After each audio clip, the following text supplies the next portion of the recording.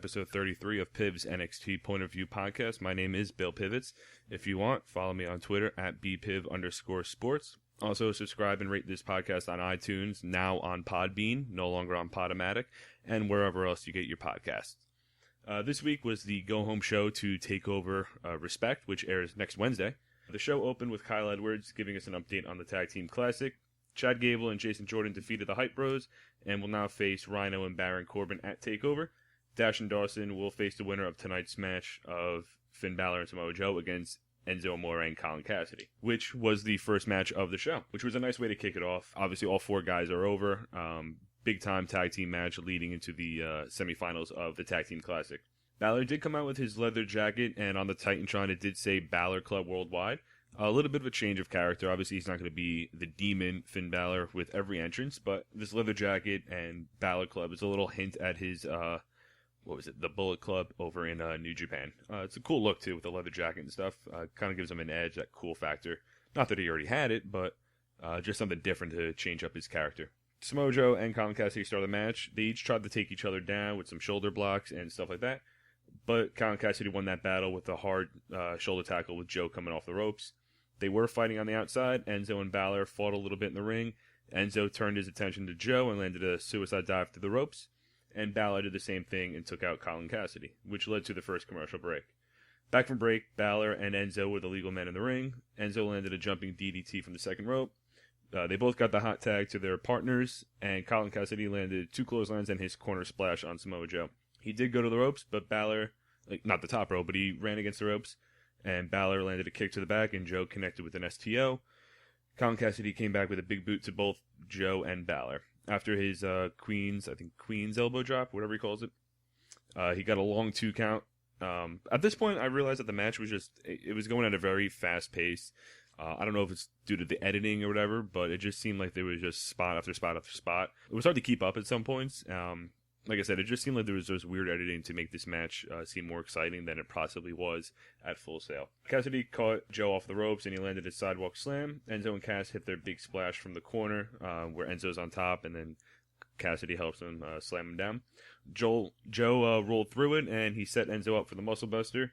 Balor tied himself in the meantime and then hit the coup de grace right after to get the win.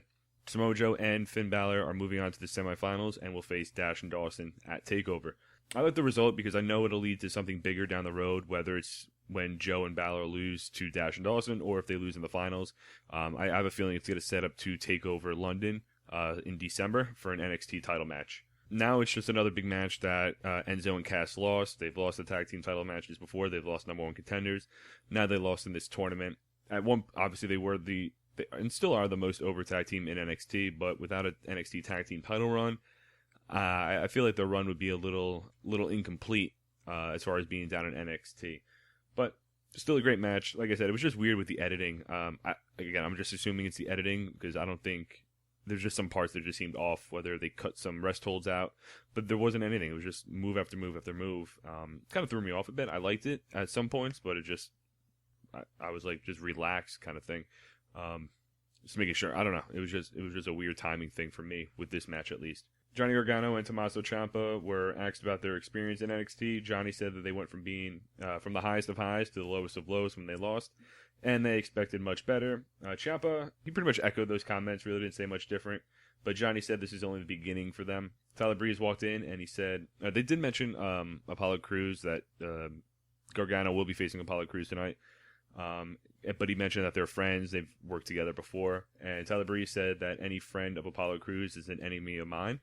And then he, before he walked off, he said if William Regal allows it, Tommaso Ciampa found his opponent for tonight. We got a Asuka vignette, but this time, after she took off the mask, we had a little more footage of what she's done in Japan, kind of giving the fans an idea of what she's all about, what kind of style she wrestles, before she faces Dana Brooke at TakeOver next week.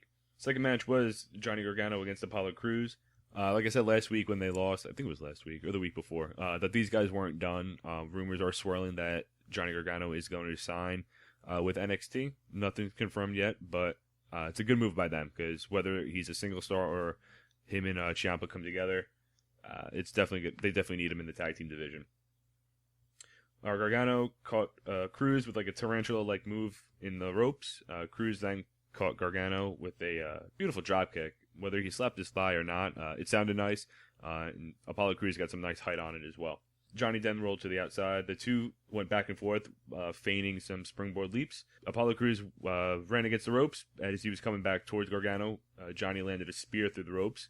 Cruz was able to counter the front headlock into a suplex, lifting him up right up from the ground, all the way up, and slamming him back down. Cruz then made his comeback with his corner splash and jumping clothesline before hitting the press slam and standing moonsault to win.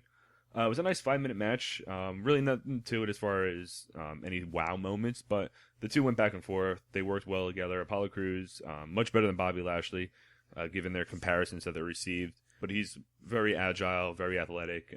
I like him a lot. I think he could definitely be what Big E could have been in NXT as far as a very athletic guy. Obviously, Big E's a much bigger guy, but being that athletic, that bigger, like muscle-looking guy, but he could still move around in the ring. He could definitely be NXT champion within a year. Johnny Gargano definitely has a nice arsenal of moves. He definitely reminds me of like a Seth Rollins type. That was the first one I came to mind when I was thinking of a comparison. He was the first one as far as moveset, flashiness, that kind of stuff. He could definitely be like that Seth Rollins, how he was definitely in NXT and FCW. Just that high flyer, not what he is now on Raw, but more of that flashy, show-off-ish, but still fan favorite style that Seth Rollins was in NXT. William Regal then welcomed us into his office. He had Dana Brooke and Emma on his side. This is where he announced that Dana will be facing Asuka at TakeOver next week. He then had he had a laptop with video highlights of Asuka. We didn't see it. We just heard the sound effects of her training and grunting and all that kind of stuff. And the looks on the faces of Emma and Dana Brooke, they went from laughing and joking about Asuka to being scared shitless. At this point, Emma said, I wish you the best of luck to Dana, and walked off as we just saw Dana staring at the computer screen, scared for her life. This was a nice way to put Asuka over. We didn't really see much from her, but just seeing how they weren't taking her seriously last week and this week, and now their reactions changed, their faces changed. They are taking her a little more seriously, and like I said, without seeing anything, without the fans seeing her in action before TakeOver, it's a good way to put her over as a legit threat in the women's division. We got another goddamn Nia Jax vignette. I'm sick of it. I just want her to debut already or not debut at all. I don't know what she's doing, what she's preparing for. Her legacy must not be that great if she's not ready to debut yet. Maybe at TakeOver against Asuka. I don't know. But I'm just sick of seeing these same vignette over and over. Match 3 was Dana Brooke and Emma against Billie Kay and Peyton Royce. Kay and Royce definitely look like a knockoff Bella Twins. They had the same outfit. Not as attractive, but it just reminded me of Bella Twins. Kay and Royce landed a kick combination on Dana before she tagged in Emma. Kay had Emma up in a nice delayed suplex and went a couple seconds, probably 30 seconds or so. Kay then knocked Dana off the apron, but this allowed Emma to take control on offense. The heels wore her down in their corner with some kicks, frequent tags, that kind of stuff. It lasted a couple minutes. Kay began her comeback. She was kicking, punching, both Dana and Emma. Royce got the hot tag. She landed a nice spin kick to Dana. She went to the second rope for a spin kick, but it looked like she slipped. Anyway, she was able to get a pin off. Emma broke it up. Kay got involved. Emma threw Billie Kay out. Peyton Royce then threw Emma out. Dana came from behind and landed her finisher on Peyton Royce to get the win. A little sloppy in parts, especially with Peyton Royce in there. She didn't look too comfortable. A little hesitant with her kicks in the corner. Kind of similar to Ava Marie. But obviously this was just a match to put Emma and especially Dana Brooke over, leading into TakeOver respect. Devin Taylor was then interviewing Chad Gable and JJ, Jason Jordan as he called himself. She asked, will they be able to overcome the odds of Baron Corbin and Rhino? Chad reminded her that he competed in the Olympics. JJ said that they're going to defeat everyone, just putting themselves over. Towards the end, Dash and Dawson interrupted. They said that it was Chad and JJ that cost them the win in the 8-man tag in Brooklyn. Back and forth between them as Devin walked away and the camera faded out. Fourth and final match of the night was Tommaso Ciampa against Tyler Breeze. I don't know if you guys saw the picture on the internet, but it looks like Ciampa was on both NXT and Impact this week. Kind of a Rick Rude-esque back in, I believe, 1998 it was, when he was on both Raw and Nitro. So yeah, it was a little weird. Obviously, both shows are taped in advance, but that's what you're going to do when these shows are not live. Corey Graves made a better comparison than I did with Tyler Breeze's attire. Like I said last week, I made a Box of Nerds reference, the blue and the purple. He made a Monsters, Inc. reference, saying he kind of reminds him of Sully, which obviously that's 10 times better than my comparison, considering I like Monsters, Inc. a lot. Great movie. But that's a topic for another podcast, not even this show. There was some back and forth action between the two. Ciampa landed some vicious chops and a running knee in the corner. Breeze was able to come back with a neck breaker, and he took Ciampa down with some kicks. Ciampa landed a big boot in the corner and then a running boot, kind of like the Broski boot in the corner as well. He then rested Breeze on the top before landing an STO. Kind of looked like a complete shot, but more of an STO with the landing face first. Breeze countered a powerbomb with a kick to the gut. Ciampa followed it up with a running elbow and a nice knee to the face. A little later, he connected with a running lariat. Breeze pretty much turned inside out, but he was able to kick out of the pin. Ciampa then jumped from the top, but Breeze was able to counter with a huge drop kick connecting in midair. Breeze then fired back with some stomps in the corner and won with the kill switch, actually. He didn't use the beauty shot. He didn't use the supermodel kick. He turned out a new finisher. Definitely the best match of the night. Granted, that's not saying much compared to the other competition. A very good main event as far as a TV main event with Tyler Breeze still building momentum to finding the right competitor that he keeps bugging Regal to find him.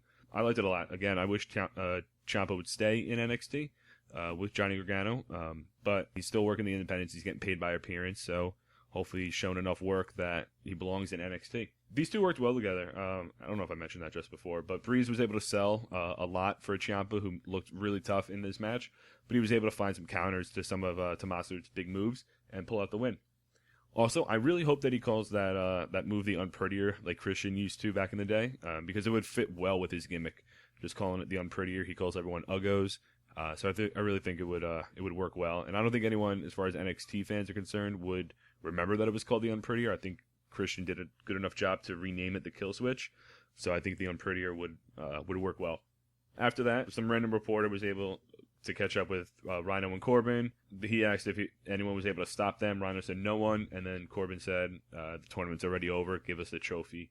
Then the announcers recapped the card for TakeOver. We'll have Dash and Dawson against Samoa Joe and Finn Balor, Chad Gable, Jason Jordan against Rhino and Baron Corbin, and then we'll have the finals between the winning teams of those two matches, Asuka versus Dana Brooke, Tyler Breeze versus Apollo Crews, and the 30-minute Iron Maiden match for the NXT Women's Championship between Bayley and Sasha Banks.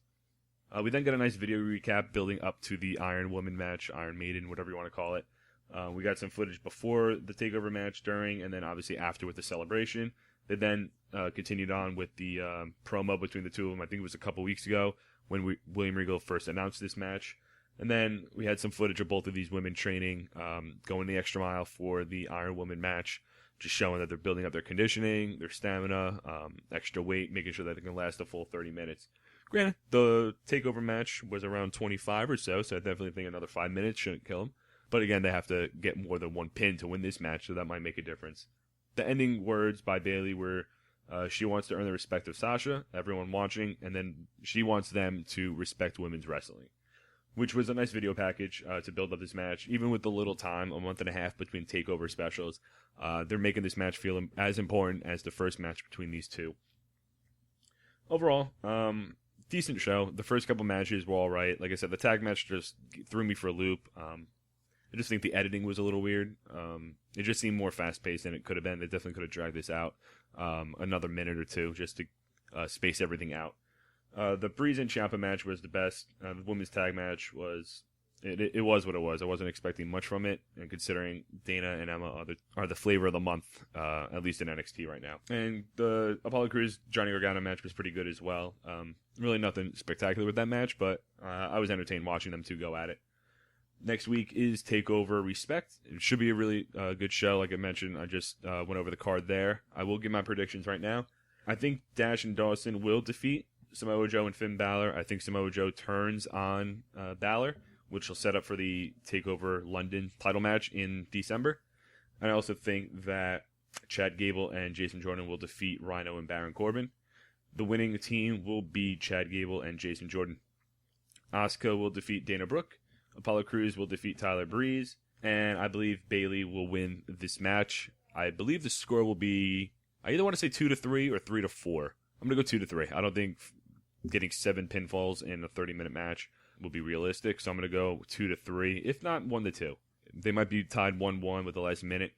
I'm going to go 2-3. I think there's going to be a couple falls quickly that take place, and I think 1 or 2 in the middle of the match, and then Bayley gets the last one with like 30 seconds left to retain the NXT Women's Championship. All right, guys, that was episode 33 of Piv's NXT Point of View podcast. Again, subscribe on iTunes, rate, review, do what you can. Follow me on Twitter at bpiv_sports. And for those of you in the East Coast, especially in the New Jersey area by me, stay safe with this hurricane coming. Just make sure you got everything that you need. Don't go out if you don't need to. Stay safe, guys. Peace.